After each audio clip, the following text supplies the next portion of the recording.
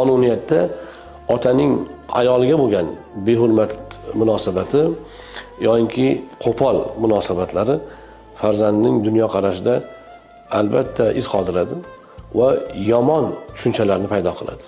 Ota shunaqa o'zini usha olmaydigan, behuda janjalkash va hokazo, shu narsa oiladagi mayda gaplik farzandlarning dunyoqarashini shunaqa tor qilib qo'yadi.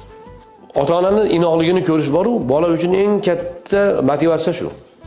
Ular oilada er-xotin sokin yashasa, bir-birlarini tushunib, ehtirom bilan yashasa, munosabatda bo'lsa, dunyoni go'zal taniydi. Ota-onaning qilgan xatolari tufayli bola cho'kib qolgani, hayotga qiziqmay qolgani, u jamiyatga qiladigan xizmatlardan chekinib, hech kim bo'lmay yashayotgani ko'zga ko'rinmaydi. Yashayaptimi bo'ldi. Aslida mana shu oilaviy xatolar bo'lmasa, shu farzandlar kelajakda juda katta ishlar qila oladigan bo'ladi. Lekin ularning ruhiyati sindirib qo'yiladi. Aynan mana shu oilada sinib qoladi.